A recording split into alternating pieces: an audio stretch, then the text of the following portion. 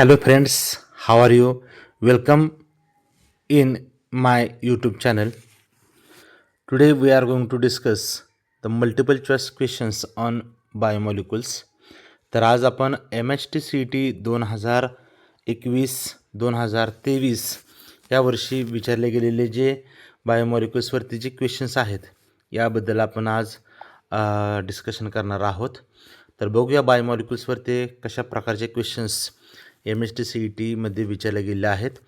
हा जो क्वेश्चन आहे पहिला तो MHT-CET 2021 मध्ये विचारला गेला आहे. क्वेश्चन आहे बघूया. Question number 1. Which of the following used for synthesis of adipic acid enzymatically by Draths and Frost. आता हा जो काही क्वेश्चन विचारला गेला आहे which is related to green technology, की ज्यामध्ये आपण ॲडिपिक ॲसिडचं सिंथेसिस एन्झायमॅटिकली हे ड्राफ्ट आणि फ्रोस्ट या शास्त्रज्ञांनी कसं केलं आहे त्या संदर्भात. ऑप्शन आहे benzene A option, B option आहे ग्लुकोज, ऑप्शन सी आहे फ्रुक्टोज आणि ऑप्शन डी आहे गॅलॅक्टोज. यामध्ये हे 4 ऑप्शन काय केले दिले गेलेले आहेत.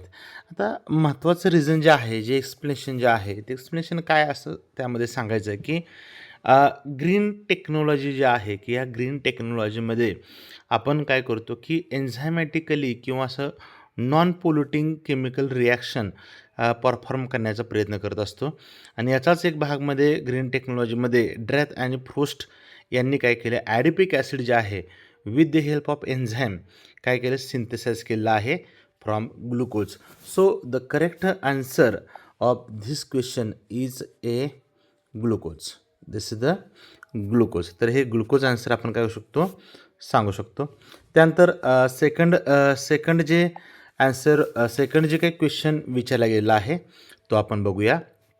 सेकंड जो क्वेश्चन आहे, which among the following is A double ring containing nitrogen base present in nucleic acid. म्हणजे क्वेश्चन विचारला काय गेलं आहे की जे न्यूक्लिक ॲसिडमध्ये जे नायट्रोजन बेसेस असतात, there are 5 nitrogen bases. Okay, तर नायट्रोजन बेसेस जे आहे त्या नायट्रोजन बेसमध्ये double ring containing nitrogen base कोणता आहे हा क्वेश्चन विचारला गेला आहे. ऑप्शन्स दिलेले आहेत. ए ऑप्शन आहे थायमिन, ऑप्शन बी आहे ॲडेनिन, ऑप्शन सी आहे सायटोसिन आणि ऑप्शन डी आहे युरेसिल. आता आपण बघूया थोडंसं जे नायट्रोजन बेसेस असतात, there are 5 types of nitrogen bases असतात आणि हे 5 टाईप्स जे दिलेले आहेत यामध्ये प्युरिन्स आणि प्युरिमिडिन याच्यामध्ये त्याचं डिवायडेशन केलं गेलं आहे. यामध्ये double ring containing nitrogen base कोणता आहे हा पाहायचा आहे आपल्याला. तर आपण पहिले बघूया की थायमिन जो आहे, ए ऑप्शन दिलेला आहे. Thymine is a pyrimidine base. Thymine जो आहे it is a pyrimidine base दिलेला आहे. It has single ring structure. त्याची रिंग जे आहे which is single ring structure and it is only found in DNA. तो फक्त DNA मध्ये प्रेझेंट असल्या पाहायला मिळतं. So this is not the correct answer. Next one that is adenine. Adenine is a purine type of nitrogen base, has a double ring structure and is found in both DNA and RNA. So this is the correct answer because adenine is a purine which contain double ring structure of nitrogen atom. Okay, पण तरी पण आपण काही options दिले आहेत खाली. Cytosine आहे which is also a pyrimidine base which contains single ring structure and it is found in both DNA and RNA. Last option that is uracil. It is also a pyrimidine base. It has single ring structure. आपल्याला विचारलं आहे double ring structure कोणता आहे. So our option is adenine. So adenine is a correct answer of this question. Okay, next question that is question number 3. Identify the sugar containing alpha beta 1,2 glycosidic linkage. आता आपल्याला एक carbohydrate दिलेला आहे.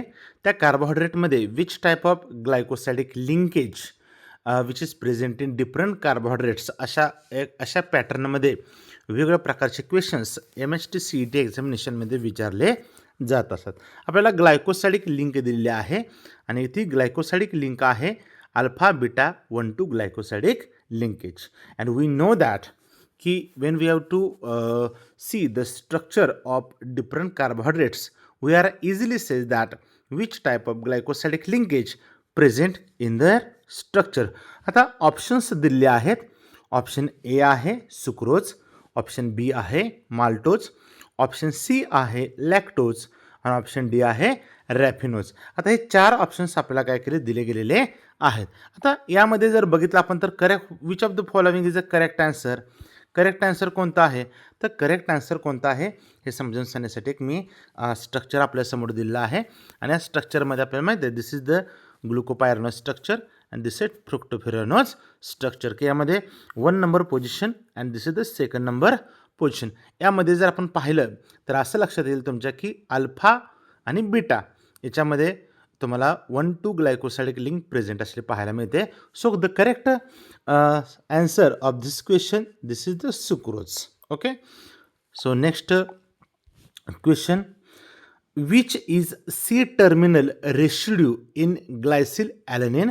तर glycyl ॲलेनिन आपल्याला दिलेला आहे आणि ग्लायसिल ॲलेनिनमध्ये 2 टर्मिनल असतात. एक म्हणजे एन टर्मिनल आणि सेकंड जो असतो त्याला म्हणायचं सी टर्मिनल रेसिड्यू. आता यामध्ये जर आपण पाहिलं तर वेगवेगळे ऑप्शन्स आपल्यासमोर दिलेले आहेत. पहिला ऑप्शन आहे A option that is alanine, option B आहे ग्लुटामाइन, ऑप्शन सी आहे अर्जिनिन आणि ऑप्शन डी आहे ग्लायसिन. आता यामध्ये जर बघितलं तर just you have to see the chemical reaction. Okay. ते केमिकल रिॲक्शन दिले आहे की ज्यामध्ये एक ग्लायसिन घेतले गेलेलं आहे. ग्लायसिनचं स्ट्रक्चर आहे this is the structure of glycine, this is structure of alanine. आणि ग्लायसिन आणि व्हेन ग्लायसिन ॲमिनो ॲसिड आणि alanine amino acids are combining each other there is a amide link is present between 2 amino acid. 2 amino ॲसिडमध्ये हे एक peptide linkage तुम्हाला तयार झालेली पाहायला मिळते की यामध्ये ग्लायसिन जो असणार आहे त्या ग्लायसिनचा एन टर्मिनल तुम्हाला पाहायला मिळेल आणि ॲलेनिन जो आहे त्या ॲलेनिनचं तुम्हाला सी टर्मिनल पाहायला मिळेल. क्वेश्चन विचारला जो गेला आहे तो सी टर्मिनलच्या विचारला गेला आहे तो. So the alanine is the correct answer because alanine shows C terminal and glycine shows N terminal of the concerned peptide link. Okay. Next question, that is question number 6. Which of the following enzymes is useful in conversion of glucose to fructose. आपल्याला काय करायचं आहे एका मोनोसॅक्रॅडचं दुसऱ्या मोनोसॅक्रॅडमध्ये आपल्याला एका ग्लुकोजचं दुसऱ्या फ्रुक्टोजमध्ये कोणत्या एन्झाईमच्या सहाय्याने आपल्याला कन्व्हर्जन करायचं आहे असं एक सिम्पल MCQ MHT CET 2021मध्ये विचारलं गेलेलं आहे. ऑप्शन ए आहे इन्व्हर्टेज, ऑप्शन बी आहे ग्लुकोज आयसोमरेज, ऑप्शन सी आहे आमायलेज आणि ऑप्शन डी आहे प्रोटिओजेस. तर आपल्या सर्वांना माहीत आहे की एन्झाईम्स आर बायोकॅटलिस्ट. एन्झाईम जे असतात ते काय असतात बायोकॅटलिस्ट असतात. They increases the speed of the chemical reaction by decreasing activation energy. तर ह्या एन्झाईमचा रोल आपल्याला पाहायला मिळतो आणि यामध्ये एन्झाईम जे दिलेलं आहे तर glucose isomerase is a enzyme which is used to convert glucose into sweet tasting fructose. So correct answer it is very simple MCQ asked in MHT CET 2021 विचारला गेला आहे. त्यानंतर नेक्स्ट जे आहे 7 नंबर MCQ which reagent oxidizes glucose to saccharic acid. आता आपल्याला ग्लुकोजचं सॅक्रिक ॲसिडमध्ये जे कन्व्हर्जन आहे ते आपल्याला पाहायचं आहे. ग्लुकोज ऑक्सिडेशन करून आपण त्यापासून सॅक्रिक ॲसिड मिळवायचं आहे. हा क्वेश्चन मोस्टली MHT CET 2023 2021 ह्या वेगवेगळ्या ह्याच्यामध्ये विचारला गेलेला आहे. तर आपण बघूया. ऑप्शन ए दिला आहे डायल्यूट HNO3, ऑप्शन बी आहे NH2OH, ऑप्शन सी आहे HCN आणि ऑप्शन डी आहे Br2. So the correct answer is the option number A that is dilute HNO3. When glucose is oxidised in presence of dilute HNO3 we get the saccharic acid which is dicarboxylic acid in which formyl group and primary alcoholic group of the structure of glucose is converted into saccharic acid. So our correct answer is dilute HNO3. Next MCQ, that is question number 8. Identify hydrolysis product of starch. Identify hydrolysis product of starch. आपल्याला विचारलं गेलं की जर starch hydrolysis जर केलं आपण तर कोणतं मोनोसॅकराइड तयार होतं. ऑप्शन दिलेले आहेत. ऑप्शन ए आहे ग्लुकोज, ऑप्शन बी आहे फ्रुक्टोज, ऑप्शन सी आहे गॅलॅक्टोज आणि ऑप्शन डी आहे रायबोज. तर आपल्या सर्वांना माहीत आहे की स्टार्च जे आहे it is called as polysaccharide. Starch हे पॉलिसॅकराइड आहे which is made from amylose and amylopectin. जे अमायलोज आणि अमायलोपेक्टिनच्या फॉर्ममध्ये आपल्याला पाहायला मिळतं. आणि ह्या स्टार्चचं जर आपण हायड्रोलिसिस केलं तर आपल्याला अल्फा डी ग्लुकोजचे मॉलिक्युल्स तुम्हाला पाहायला मिळतात. It is very simple MCQ which is asked in MST CET 2021. Okay. Next question, that is question number 9. Which carbon atom of ribose sugar is joined to nitrogen base to form nucleoside? आपल्याला विचारलं काय गेलं बघा, carbon atom of ribose sugar is joined to nitrogen base to form nucleoside. जर आपल्याला न्यूक्लिओसाइड जर तयार करायचं जर असेल तर त्या न्यूक्लिओसाइडमध्ये रायबोस शुगरचा जो काय कार्बन ॲटम आहे तो नायट्रोजन बेसला कसा जोडला गेला आहे त्या संदर्भात क्वेश्चन विचारला गेला आहे.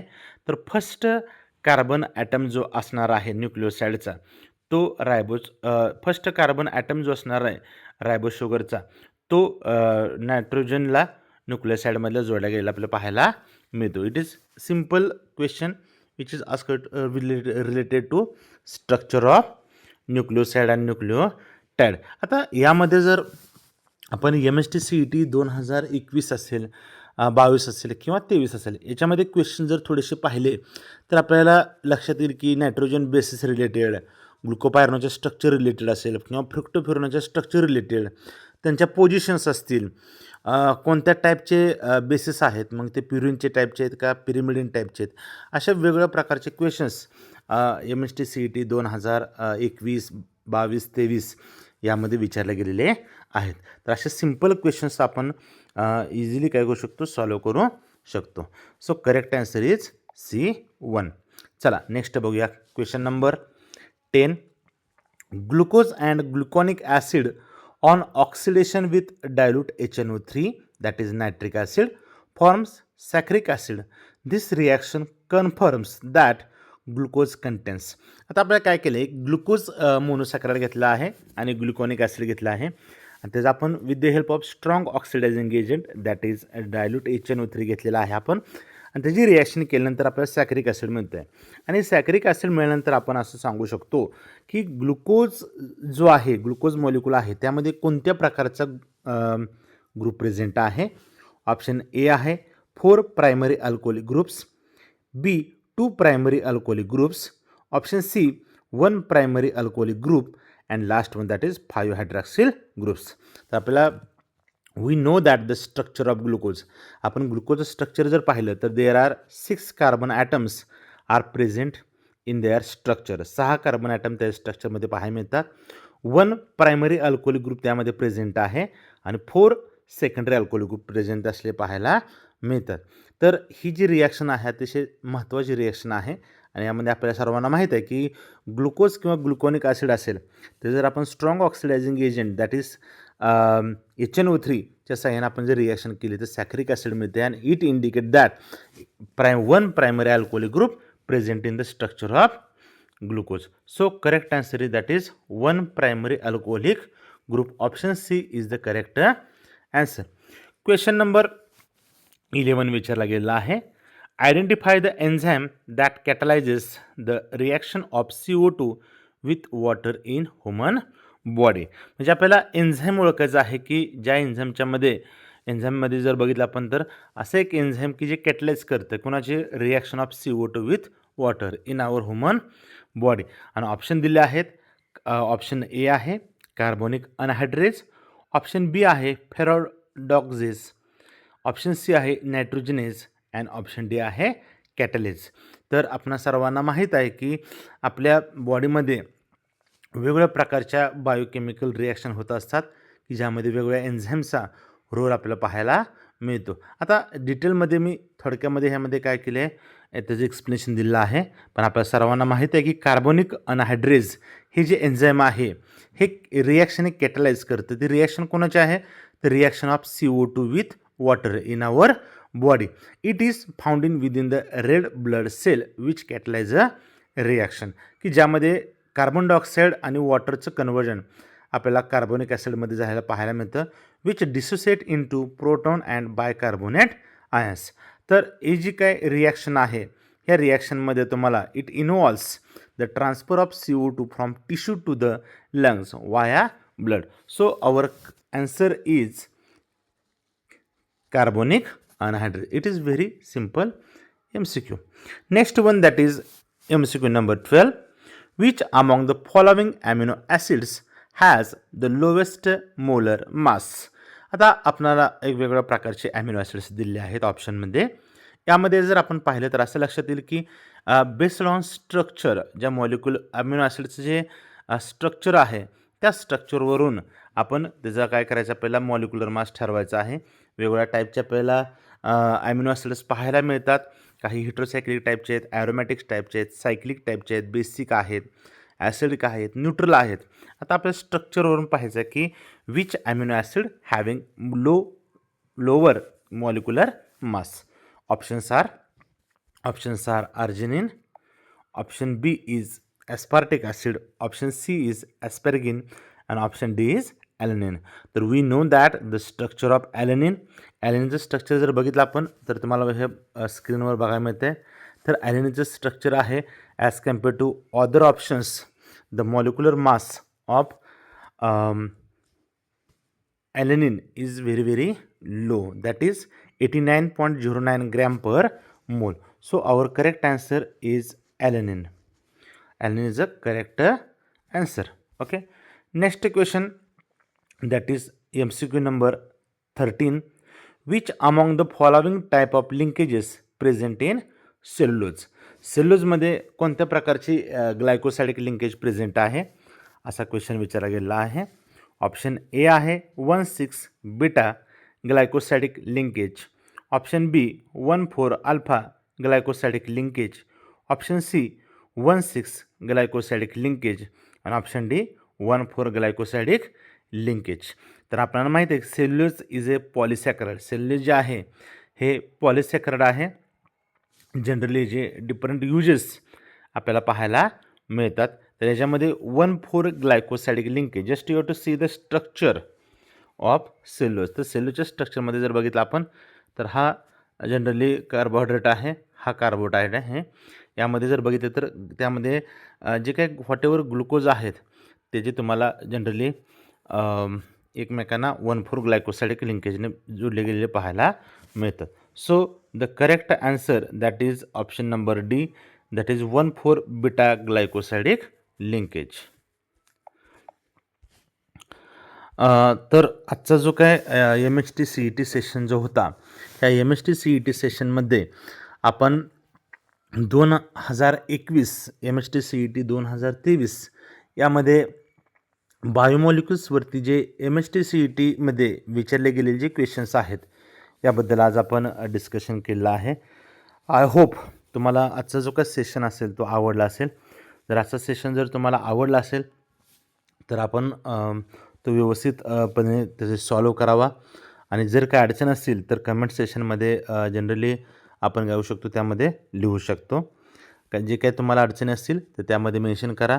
जर हा व्हिडिओ तुम्हाला जर आवडला असेल तर माझ्या चॅनलला सबस्क्राईब करा, शेअर करा, लाईक करा.